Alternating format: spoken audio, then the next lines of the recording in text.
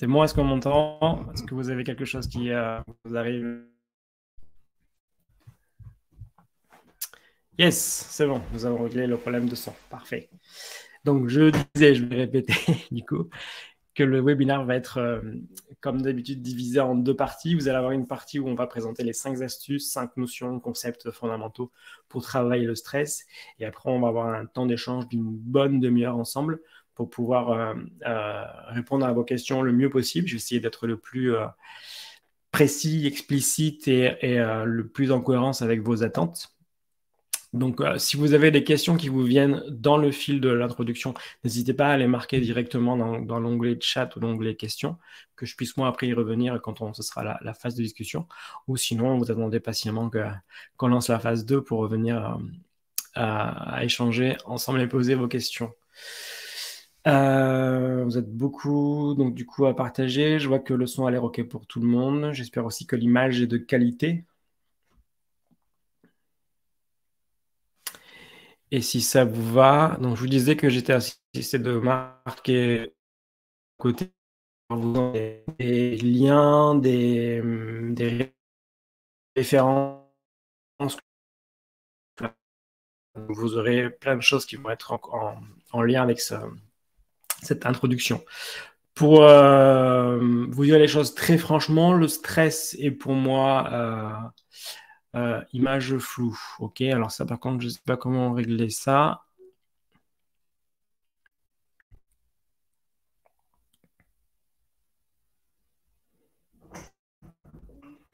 Marc va venir me donner un petit coup de main pour travailler ça.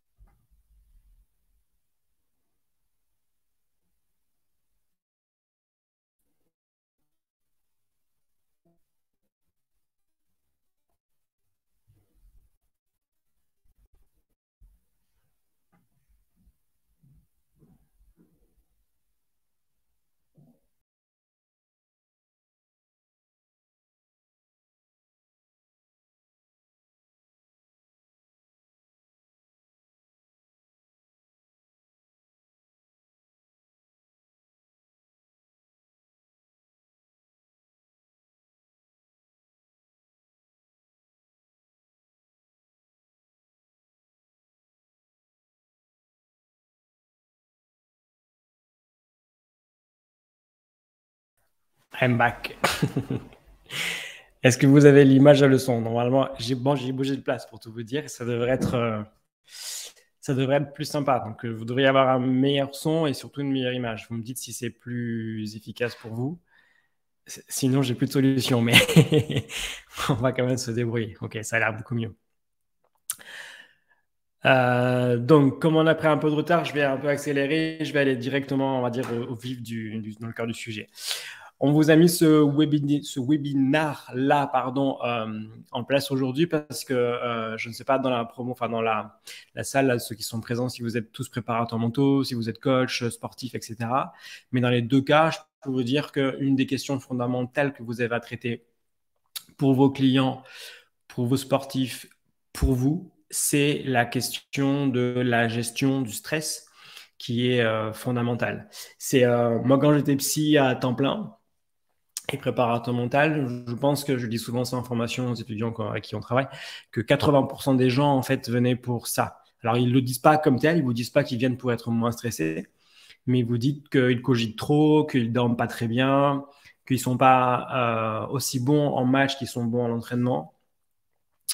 Ils vous disent qu'ils manquent de confiance en eux et en fait le secret derrière tout ça, ou on va dire la chose on va dire sous-jacente et le point fondamental à travailler, c'est souvent le stress.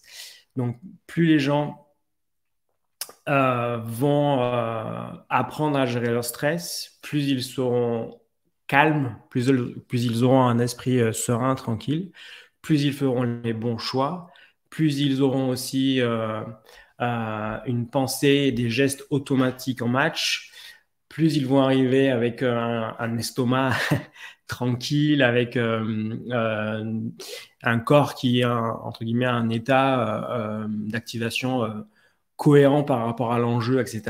Donc le stress est vraiment la question fondamentale.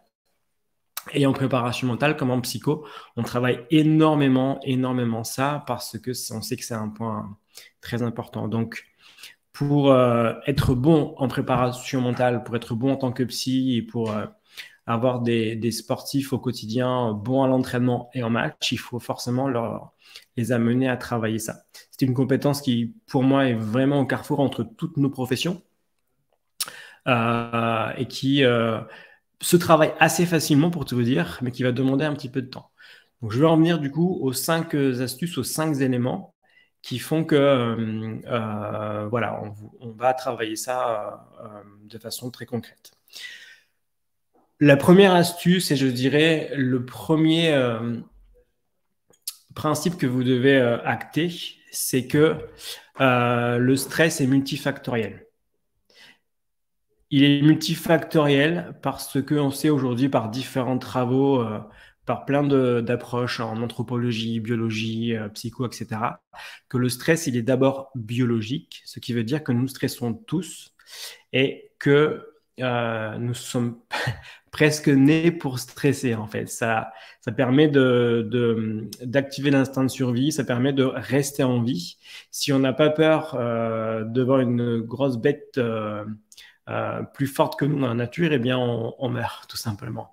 On n'est pas en danger, on ne s'enfuit pas et on risque de se faire manger ou de mourir. Donc, le stress est un élément qui nous a permis de rester en vie, qui fait que nous prenons peur, que nous fuyons et donc que nous augmentons nos chances de perpétuer l'espèce et donc de nous reproduire. Donc le stress est normal. Il est normal que vous stressiez. Il est normal que vos petits gars de 11 ans stressent au quotidien.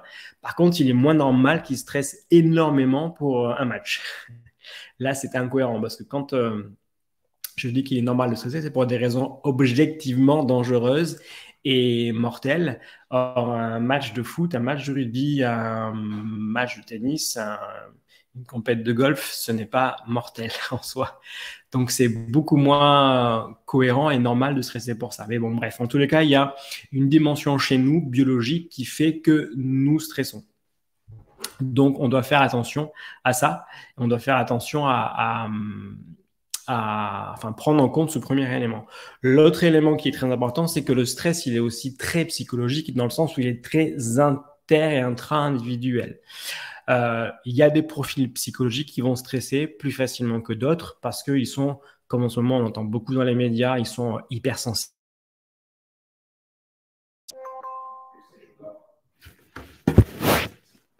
Donc, il y a des profils de personnalité qui font qu'ils sont plus à même de stresser que d'autres. Il y a des profils aussi qu'on écrit souvent comme exceptionnels. Par contre, chez soi, non du tout. On t'entend plus? Non.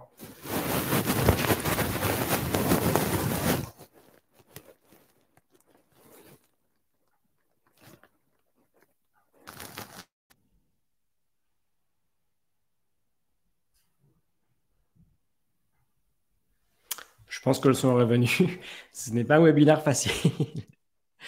Oh non, ça va très bien. J'adore les imprévus informatiques et technologiques quand je fais un truc comme ça. C'est génial. Donc, le son doit être revenu. Je pense que vous m'entendez. Dites-moi juste si c'est bon, que je sois sûr de ne pas parler dans le vide.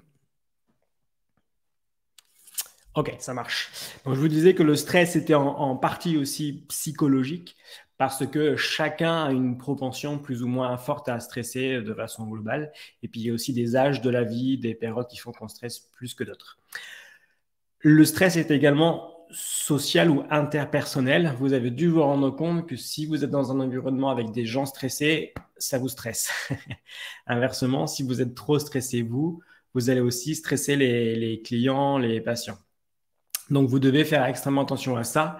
Les personnes avec qui on vit, on partage du temps.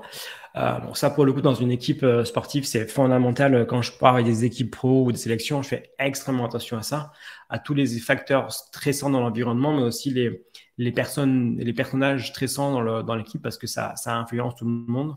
Et il y a plein de travaux sur ça, notamment dans on a étudié beaucoup ça dans l'armée, dans les expéditions un peu extrêmes. On sait que on va faire un recrutement beaucoup sur ça. On va recruter des gens qui sont zen. Parce que s'ils ne sont pas zen, qu'ils ne gèrent pas leurs émotions, et notamment leurs émotions négatives, comme le stress, ça va impacter tout le monde. Et dans des environnements clos, avec beaucoup de dangers, etc., c'est vraiment très, très problématique. Donc, le stress, il est aussi social et il est bien évidemment environnemental. Le lieu, la maison, l'appartement, le quartier dans lequel on habite, voir la ville, le pays, tout ça, ça va vous influencer beaucoup. Si vous habitez à Paris, bon courage déjà. Vous êtes dans un environnement très activant, avec beaucoup de stimuli, beaucoup de bruit, d'odeurs, de gens, beaucoup de violence, etc. Peu importe. Ça va vous mettre dans un état de stress que vous n'allez pas forcément percevoir dans un premier temps. Mais si vous quittez cet environnement-là, que vous partez 15 jours dans un environnement, dans une cabane dans les bois, dans les Pyrénées, vous allez voir le changement qu'il y a d'un point de vue physiologique en vous et d'un point de vue aussi cognitif. Donc ça, c'est l'impact immédiat, direct de l'environnement. Et là où on est fort et en même temps, on se met en danger en tant qu'être humain, c'est qu'on arrive très vite à s'adapter à ça. Donc on s'adapte très vite, on se fait très vite aux environnements un peu stressants, perturbants, ultra sollicitants. On ne se rend pas compte qu'en fait c'est too much et on arrive à des phénomènes de burn-out ou plein de choses. Mais donc c'est pour vous dire que ce n'est pas neutre l'environnement dans lequel on vit. Donc déjà, si on prend le premier élément de compréhension, le côté multifactoriel du stress, vous avez 4 grands trucs à prendre en compte qui sont le bio, psycho, socio, environnemental. Donc déjà, ça fait beaucoup de théories derrière et beaucoup de choses qui vont m'amener à la deuxième astuce qui sera de vous dire que je suis désolé, mais il n'y a pas de recette magique, il n'y a pas d'outil magique, il n'y a pas de je ne sais quoi qui va permettre de réduire votre stress de façon immédiate et durable. Parce que, comme tout est multifactoriel, il faut bien vous dire qu'à chaque facteur, il y a 10, 20, 30, 40, 100 outils possibles à chaque fois. Et c'est la combinaison de ces outils-là. Donc, ça sera votre capacité en tant que psy, PM, coach, ce que vous voulez, à proposer plein d'outils dans ce sens-là qui vont cibler plus des facteurs biologiques, plus des facteurs psychologiques ou les autres qui vont vous aider à mieux gérer votre stress. Donc, la méthode qui marche, on dirait, en préparation mentale, c'est vraiment celle du protocole, hein, dont je parle souvent dans les webinaires ou dans les bouquins ou en conférences. C'est vraiment la stratégie d'avoir un plan, une démarche sur plusieurs séances avec à chaque fois des éléments objectifs à travailler et avec à chaque objectif un ou des outils qu'on va mettre en place. Et donc, pour le stress, c'est la même chose. En fait, vous savez, je considère vraiment que la préparation mentale, le but final, c'est d'avoir moins peur, donc de moins stresser, et que quasiment toutes les séances de préparation mentale que l'on fait, elles vont dans ce sens-là. Elles permettent de réduire la peur et le stress, alors sans devenir un Jedi qui ne ressent plus la peur, au moins d'avoir un rapport, je dirais, sain et constructif avec la peur et le stress. Voilà, donc c'est vraiment une approche sur la longue distance. Et ce côté multimodal-là, je l'aime beaucoup. Et l'autre jour, j'ai vu un documentaire dont je parle beaucoup là en ce moment aux étudiants. C'est un documentaire avec Chris Hemsworth, le acteur, je crois, australien, qui est sur Disney+, Disney Channel. dans lequel il fait, je crois, en 8 épisodes. À chaque fois, il se confronte à une forme de stress, de peur, et vous voyez plein de mises en action. Donc, il nage dans une eau glacée, il marche sur une poutre dans le vide, sur une tour, je crois, de 150 étages, enfin hyper haut. Il se confronte à la mort, etc., etc. Donc, ça, c'est vraiment un super, super documentaire, parce que vraiment, ça vous met, je dirais, face à face avec la réalité et avec des outils qui ne sont pas des outils de psy. Enfin, au début, premier épisode, c'est une psy qui fait le cours et c'est vraiment intéressant, mais le reste, c'est des aventuriers, c'est des mecs qui ont traversé des continents, des machins, etc. Mais c'est pas forcément de la psycho, c'est juste des solutions millénaires ou classiques qu'ont développé plein de professions, plein de professionnels pour à chaque fois dépasser la peur. Donc dites-vous qu'il y a plein de solutions. Outre celles-ci qui sont très terrain, il y a des solutions beaucoup plus psycho, la méditation évidemment, la sophro, plein de techniques comme ça. Vous pouvez avoir des casques aussi de méditation, vous pouvez avoir des casques de réalité virtuelle. Enfin, il y a plein d'options. Il n'y en a pas une qui marche, il y en a plein qui marchent. Il y en a qui marchent mieux que d'autres, mais ce sera à vous de choisir, on va dire, laquelle vous correspond le mieux. La troisième astuce que je vous propose d'avoir, donc c'est par rapport à la temporalité. Il faut bien vous dire que, je vous ai un petit peu tiqué là, je vous ai un peu provoqué en disant qu'il n'y a pas une astuce magique, mais la plupart des clients veulent ça en fait. La plupart des clients, ils vous disent, mais donne-moi, enfin les pros font souvent ça, ils disent, donne-moi l'astuce pour samedi. J'ai mal samedi, donne-moi l'outil pour arriver à être moins stressé ou bien jouer. Donc, je leur donne de quoi bien jouer quand même pour ne pas les frustrer trop et pour ne pas les mettre à dos. Mais fondamentalement, moi, je sais bien que ça va marcher, mais ça aura un effet succinct ou pas forcément à la hauteur de leurs besoins. Parce que je sais que le temps nécessaire pour arriver à être plus zen est beaucoup plus long. Donc, il faut vraiment avoir une stratégie de gestion du stress sur le long terme. En psycho, on parle souvent d'anxiété trait et d'anxiété état. Donc, l'anxiété trait, c'est votre capacité ou votre façon d'être anxieux quasiment tout le temps au quotidien. Et l'anxiété état, c'est en lien avec une situation. Donc, ce qui rend très fort les sportifs pros, c'est que généralement, ce sont des gars et des filles qui ont un très faible niveau d'anxiété trait. Donc, ils sont plutôt zen au quotidien, plutôt tranquilles, et qui, de facto, gèrent assez bien les matchs et sont plutôt doués pour gérer les situations en jeu et les situations que d'autres trouveraient comme insurmontables en Coupe du Monde, dans des moments de perf très particuliers. Néanmoins, de mon expérience, je me rends compte que même chez ces sportifs-là, quand le niveau est trop important, ils sont en difficulté. Le stress les gagne, le stress les dépasse un petit peu et du coup, ils jouent beaucoup moins bien en finale de Coupe du Monde que dans les matchs de qualification. Ils jouent beaucoup moins bien sur le dernier combat que le combat de début de journée, etc., etc. Donc, même pour ces sportifs-là, il faut avoir une stratégie de gestion du stress qui sera du coup peut-être moins sur du long terme, mais qui sera vraiment sur la mise en place d'outils spécifiques, notamment de routines, dans la gestion du stress, de la pré-compétition et de la compétition et des moments de performance très, très, très succincts.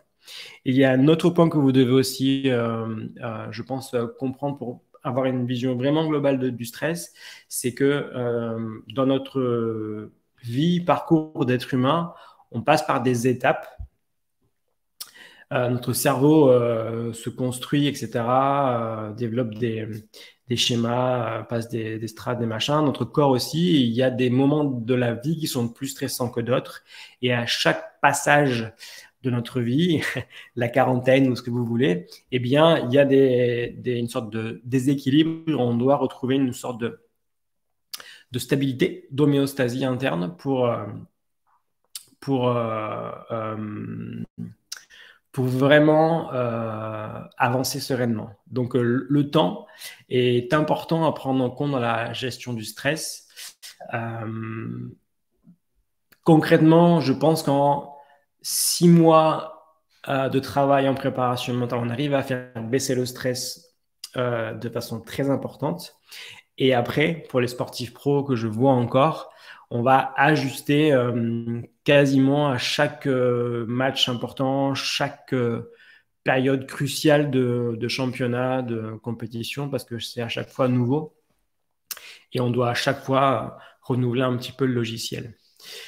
Donc, troisième point, c'était le côté temporel. Le quatrième point que je voulais vous faire partager est un élément alors, central dans mon approche de la préparation mentale, qui peut ne pas être le cas pour tout le monde, là-dessus, il n'y a aucun souci, mais qui sera le terme d'acceptation. Un des fondements vraiment et aussi un des presque des paradigmes de la pleine conscience et de la méditation, c'est le fait d'accepter les choses et de ne pas toujours se battre contre ou de lutter contre. Donc, je pense que inévitablement, si vous voulez être plus zen dans votre vie de tous les jours et dans des moments de performance précis, vous devez accepter que vous allez stresser, que vous ne serez pas toujours zen et que on n'est pas égaux face au stress. Voilà. Encore une fois, il y a des gens qui stressent plus que d'autres.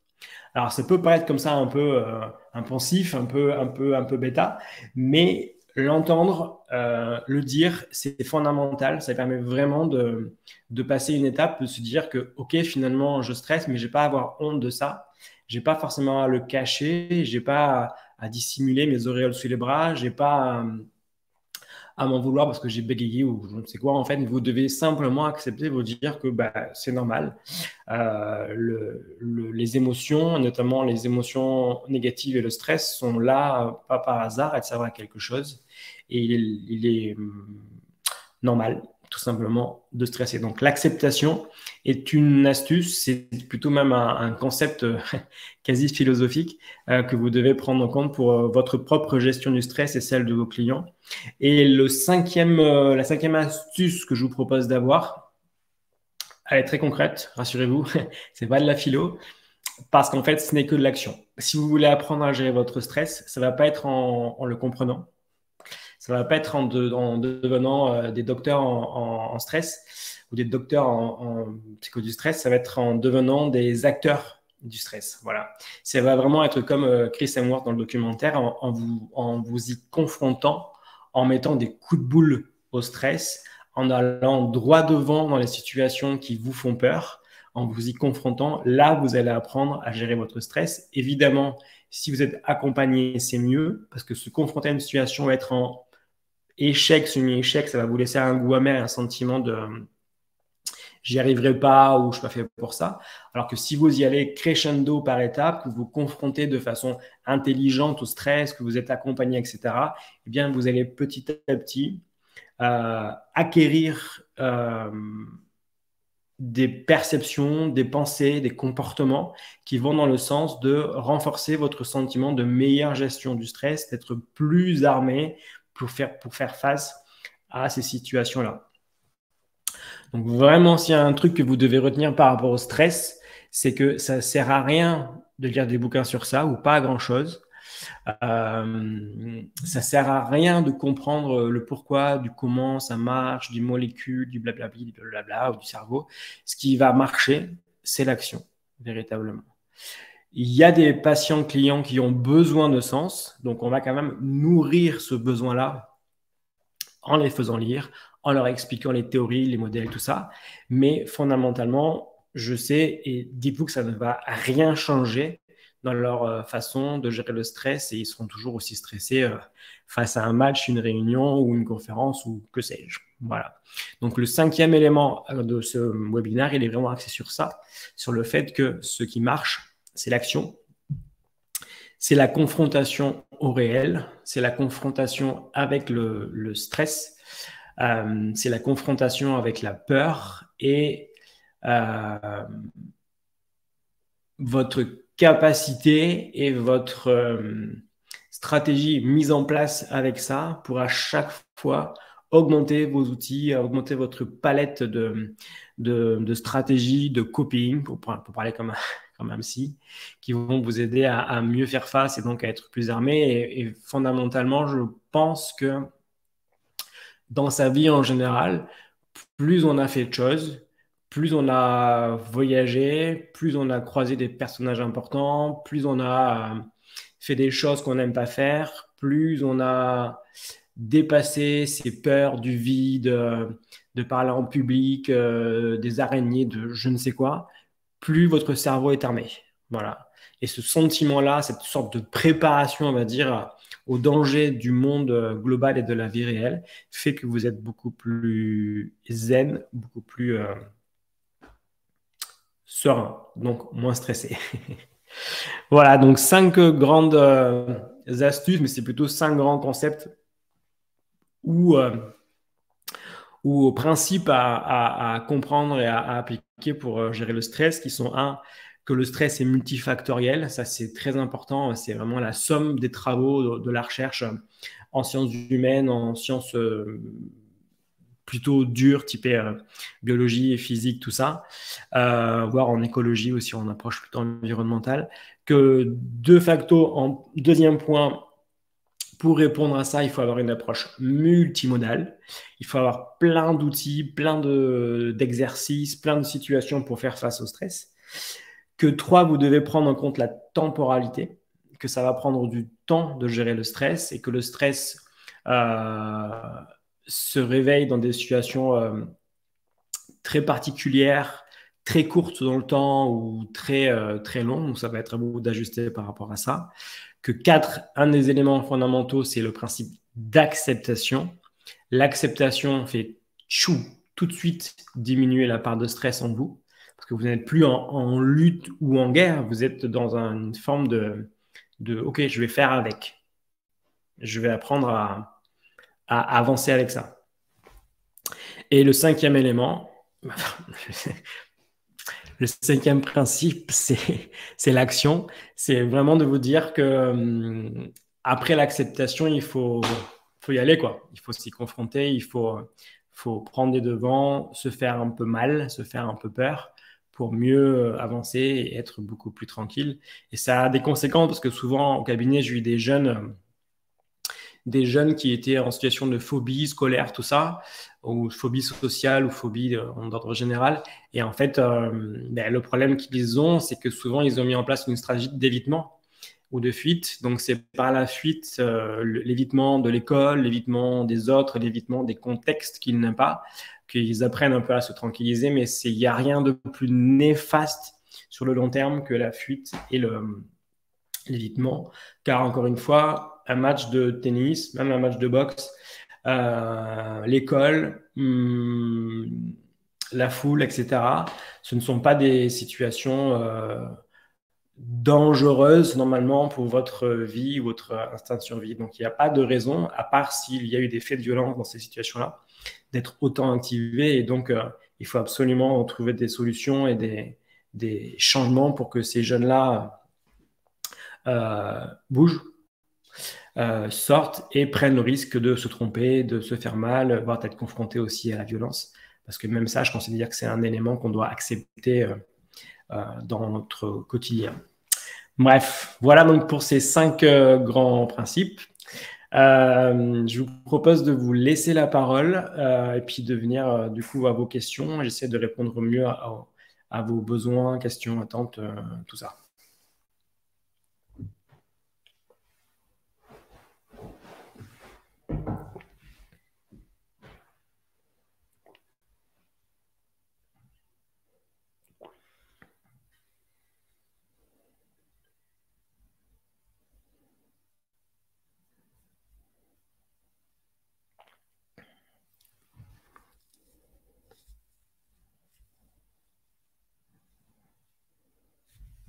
Donc Marc vous a mis, je vois sur le chat, le lien vers le doc qui vraiment est très très bon avec Chris Hemsworth.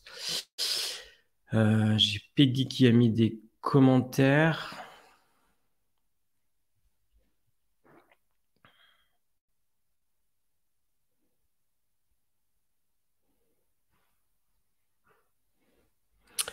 Et Nicolas me demande pour démarrer, comment faire pour que son geste à l'entraînement se reproduise euh,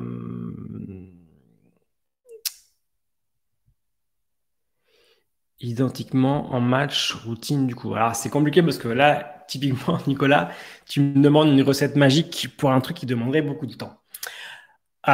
Si je te réponds précisément, ce que tu recherches, Nicolas, c'est jouer en match comme à l'entraînement, voire presque mieux en match qu'à l'entraînement, avec le côté un peu euphorie, un peu magique, tout ça, un peu flow que tu peux attendre. Euh, pour arriver à ça, il faut que déjà tu arrives à un niveau de stress en match qui soit cohérent par rapport à l'enjeu. Donc, je ne sais pas quel sport tu fais. Euh, mettons le tennis, on va prendre ça. Badminton, ah, j'étais presque. Badminton, si tu joues à un niveau amateur normal, etc., il faut que tu aies un stress de 2 sur 10 avant d'arriver en match. Si tu es au-dessus de ça, en fait, tu es trop activé. Il y a un problème dans tes motivations, dans ta façon de voir l'enjeu de ta préparation. Parce qu'en fait, à part si ton match de bad va te rapporter 1 million d'euros, à part si ta vie, elle va changer à la fin du match, etc., il n'y a pas de raison objective d'être stressé pour un match de badminton.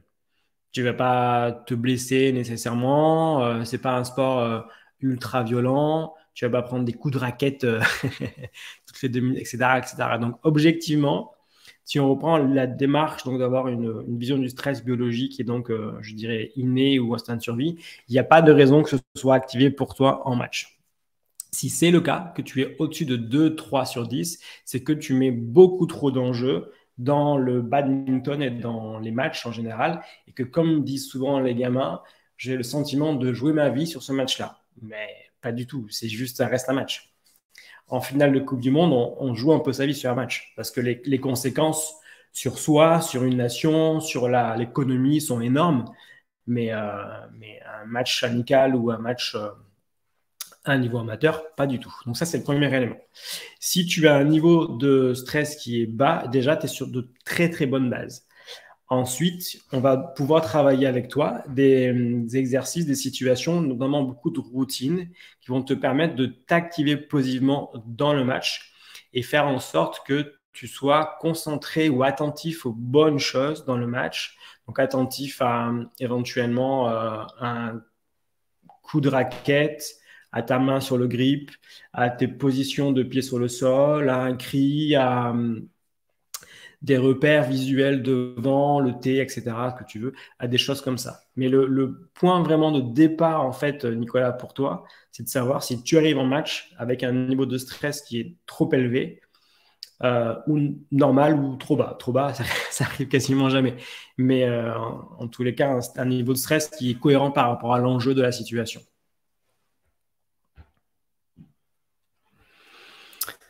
Natacha me demande, en cas de phobie scolaire, comment gérer le retour en classe si l'ado accepte de revenir en classe?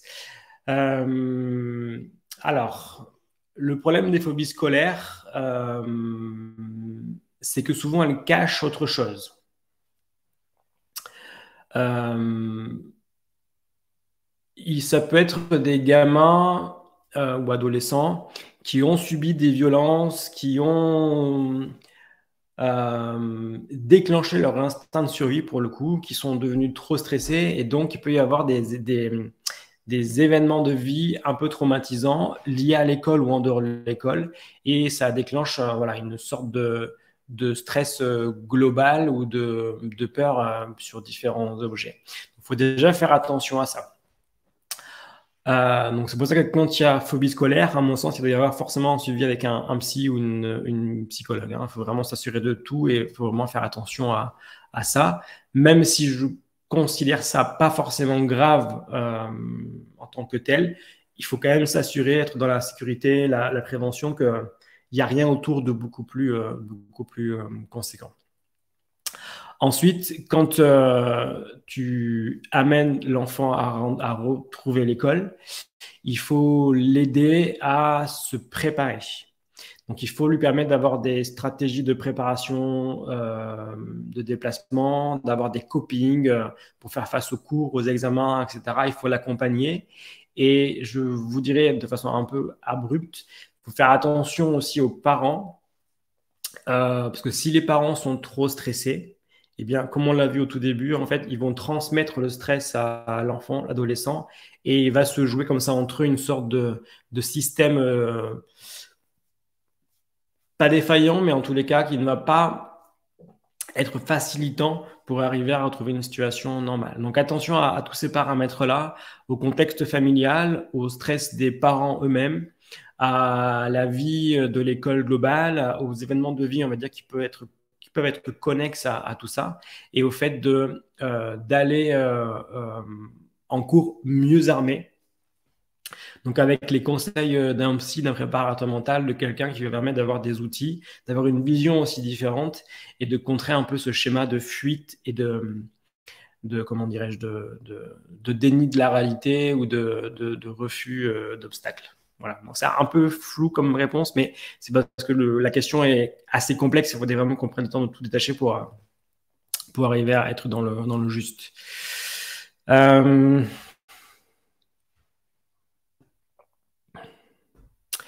Karine Savary-Bataille me demande comment coper avec des manifestations somatiques du stress avant une compétition, exemple douleur abdos, déjà essayer la respiration, prendre la distance versus enjeu, prévisualiser, etc., etc.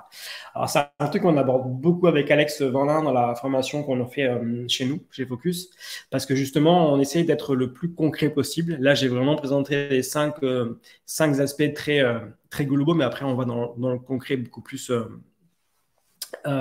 directement. En fait, c'est la même question que Nicolas par rapport au BAL que tu me poses, Karine. Il faut vraiment s'assurer déjà de ton niveau de stress global. Donc, souvent, ma question que je pose au premier rendez-vous avec les clients patients, c'est à l'entraînement entre 0 et 10, à combien tu stresses? Et en match, entre 0 et 10, à combien tu stresses? S'il y a un trop gros écart, ça veut dire que l'enjeu du sportif qu'il met dans la compétition, le match, est trop gros. Vraiment. Et encore une fois, sauf en finale de Coupe du Monde, il n'y a pas besoin d'avoir un stress aussi important que ça. Donc, Karine, il faut déjà s'assurer pour toi que tu as un stress qui est normal ou cohérent par rapport à ton niveau de compétition. Si ce n'est pas le cas, il faut travailler ça, il faut revoir tes motivations, revoir l'enjeu que tu y proposes, voir comment tu te positionnes sur la dichotomie échec versus réussite, travailler tes objectifs et à cela mettre des petites séquences de respiration, d'imagerie mentale, de méditation, etc., etc., etc. Mais c'est tout ça en fait qui va faire que vraiment on va arriver à être dans le juste, on va pouvoir répondre à ta question et faire que tu arrives sereinement, je dirais, avant une compétition.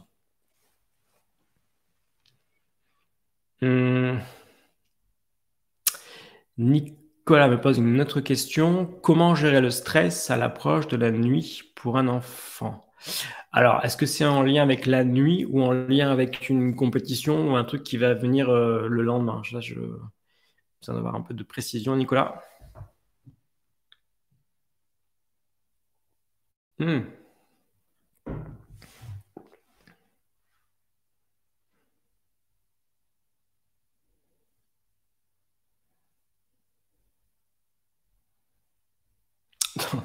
C'est pas la compétition, c'est la nuit, etc., etc.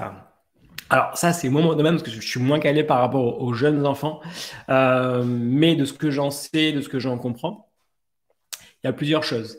Ce qui peut être très utile, je vous recommande d'ailleurs un bouquin qui est très bon sur ça, qui s'appelle, je ne sais plus comment, mais qui est vraiment très très bien. C'est un livre que j'ai offert à pas mal de mes potes qui sont parents, qui se posent plein de questions sur la parentalité, les enfants, nanana, les gosses parfaits, les parents parfaits, tout ça, qui s'appelle... oh mince. ça me revient plus. La tribu, ça va revenir. Je vous en parlerai tout à l'heure, je vous dirai tout ça. En gros, il faut que tu prennes le temps d'écouter ton enfant, de savoir d'où viennent ses peurs et lui demander qu'est-ce que tu pourrais faire toi pour le rassurer ou pour qu'il ait moins peur. Donc, c'est vraiment d'aller à la recherche de ces solutions à lui directement pour mieux y répondre.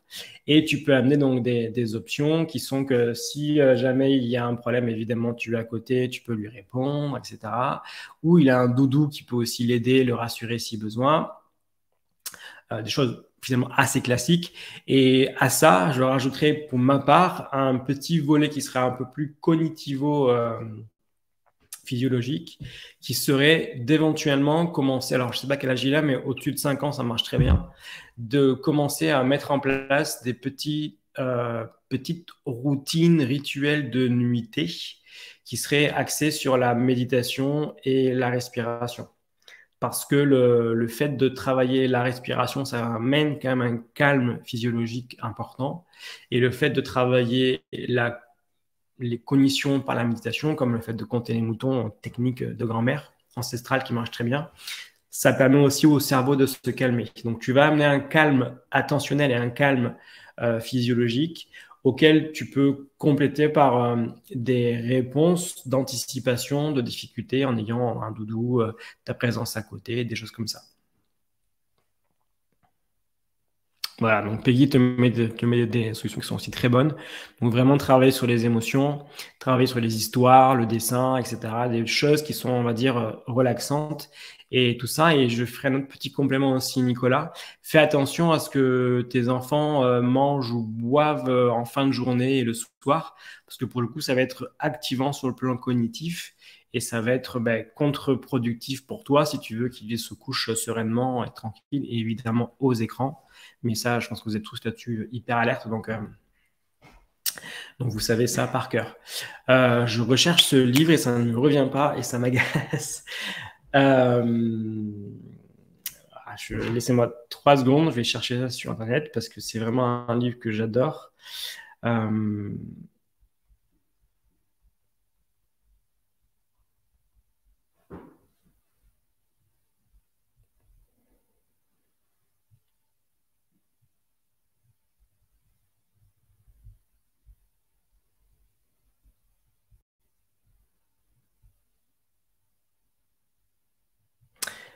Voilà, je l'ai.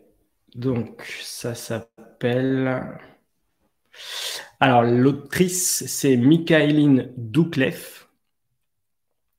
Et le titre, c'est Chasseur-cueilleur parent. Donc, c'est une journaliste scientifique qui a eu une enfant. Elle a eu un mal fou entre guillemets, à l'éduquer. Elle était avec elle souvent en conflit, en crise, un peu comme ça, parent-enfant. Et donc, elle est partie enquêter auprès de plusieurs tribus dans le monde entier pour voir comment ces tribus-là, avec des méthodes de parentalité un peu ancestrales ou traditionnelles, finalement s'en sortaient mieux qu'elle avec toute sa théorie et toutes ses connaissances scientifiques. Donc, c'est un très, très, très bon livre sur lequel je m'appuie beaucoup en préparation mentale auprès des parents, auprès des jeunes, et qui fonctionne très bien. C'est un point de vue, un regard différent. Et je trouve hyper pertinent avec tous les débats qu'il y a en ce moment là sur l'éducation, la parentalité positive, machin, tout ça. C'est vraiment très, très, très percutant. On a encore un peu de temps pour d'autres questions, si vous voulez. Jacques Girard me demande comment gérer le stress environnemental avec les enfants dans le cadre d'une activité sportive et la partie émotionnelle. Alors, je suis pas sûr de bien comprendre la question, Jacques. Je veux bien un petit complément.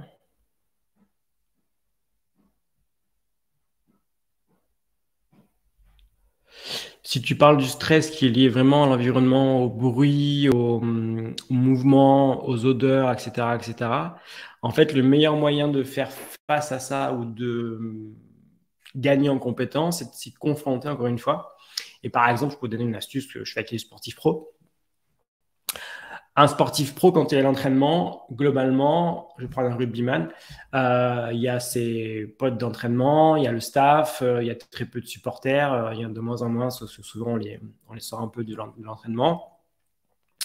Et donc, c'est assez facile.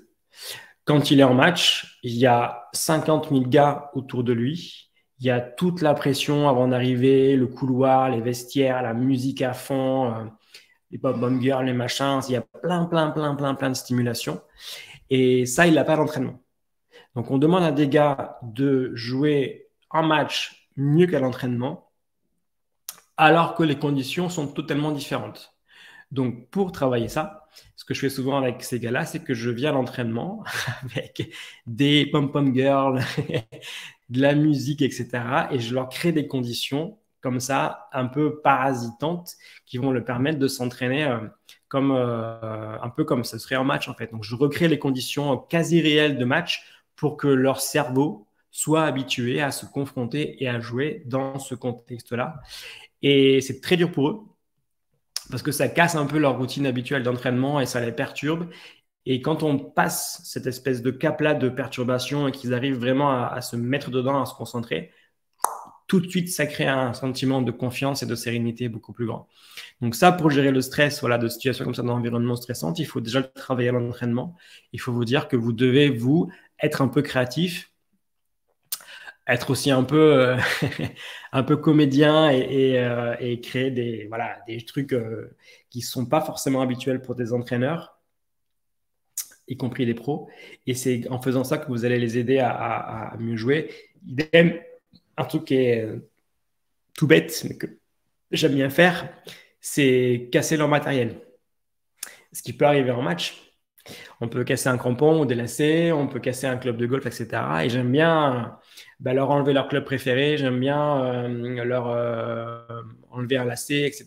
Et ça les force à trouver une solution, à sortir un peu de leur zone de confort pour aller chercher des solutions, des réponses et donc s'adapter. Et je sais que s'ils savent faire ça en match, à l'entraînement, ils sauront le faire en compétition et ils seront encore plus forts. Voilà.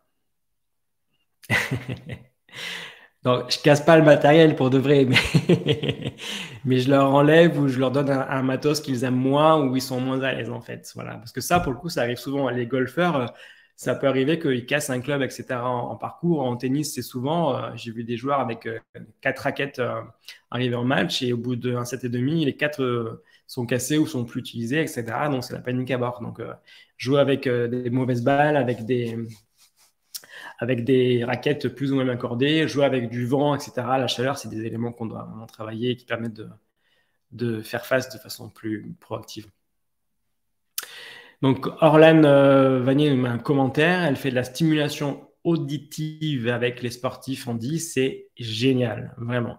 C'est exactement ce que moi, j'essaie de faire aussi à l'entraînement. C'est déjà, en fait, vous savez, faire ça, ça a un côté, bon, nous, en fond, on va travailler le stress, on en est content et aussi, mais c'est aussi changer un peu le train-train de l'entraînement, quoi. Parce que quand vous êtes sportif pro, que vous avez l'entraînement tous les jours, à un moment donné, vous en avez ras-le-bol de l'entraînement et de la répétition des gammes et des séquences qui sont les mêmes quasiment tout le temps. Donc, un peu de ludique, un peu de créativité, si elle est construite et qu'elle amène, qu'il y a un sens derrière, c'est vraiment très intéressant pour eux. Donc, n'hésitez pas à être créatif à l'entraînement, à amener des chaînes IFI, des spectateurs, des perruques, des je ne sais quoi, ce que vous voulez, qui vont casser la routine et qui vont leur permettre, en plus de ça, de gérer les situations nouvelles, stressantes et inhabituelles.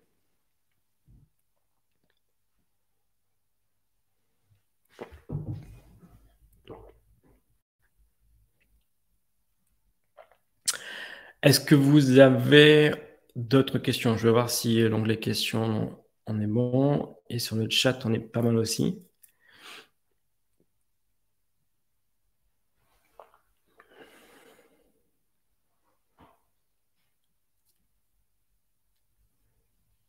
Ok.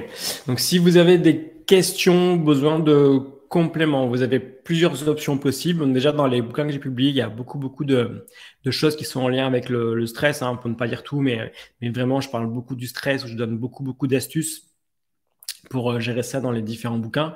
Marco vous a mis un lien, j'ai vu aussi passer sur la formation qu'on a chez Focus avec Alex. On développe du coup le travail de gestion du stress. Alex, je ne sais pas si vous connaissez, mais c'est un de nos consultants phares chez Focus, qui vient du sport de combat, qui est prof de MMA, qui est instructeur Wim Hof, la méthode par le froid. On travaille beaucoup ensemble sur tout ce qui est lié aux émotions, au stress et à la mise en action, parce que pour le coup, moi qui suis très psycho, très intello, beaucoup plus appliqué que moi, et il a fait aussi l'armée, donc il a vraiment des techniques vraiment très concrètes, et on fait ensemble des sortes de remix de Chris Hemsworth sans les caméras. Donc on a construit la formation ensemble. Oui, Nicolas, donc j'ai écrit pas mal de bouquins maintenant. En lien avec soit la préparation mentale du sportif pro, du quotidien, entreprise, plein de choses. Je pense que Marco t'enverra des liens. Même pour les entraîneurs, on a des bouquins sur ça. On va faire d'autres webinars. Alors, j'ai pas les dates précisément en tête, mais on va en faire d'autres sur le stress ou des éléments, des compétences très préparation mentale. Marco va vous envoyer aussi, je pense, des liens. Donc, si vous êtes abonné à la newsletter, vous allez avoir des petits rappels de notre part pour vous dire que bientôt on va lancer un webinar. Vous devez avoir mon mail perso. N'hésitez pas à m'envoyer un mail si vous avez des questions plutôt personnelles, plutôt liées à votre parcours de sportif, des questions de parents, etc. Je vous répondrai dès que je peux. Normalement, je réponds assez facilement. Si j'oublie, vous me relancez, je répondrai. Et puis sinon, voilà, Marco vous dit que le prochain, c'est dans 15 jours. Voilà, et pour ce qui est des formations chez nous, pareil, vous avez accès donc au site de Focus et vous verrez dessus plein de formations. Je pense qu'il y avait ce soir des personnes qui font déjà des formations chez nous. Mais je vois Florence, Karine, Nathalie, voilà, vous êtes plusieurs en fait. Donc, n'hésitez pas à partager entre vous, à me contacter si vous avez des questions. Moi, je vous remercie beaucoup pour votre présence ce soir. Désolé pour les petits imbroglios informatico-technologiques. On a un nouveau bureau qui est très beau, mais voilà, il n'y a pas encore tout ce qu'on veut dedans et il y en a encore des petits éléments à travailler. Donc, merci beaucoup. Je vous dis à très vite, j'espère. Passez une très bonne soirée et au plaisir d'échanger avec vous.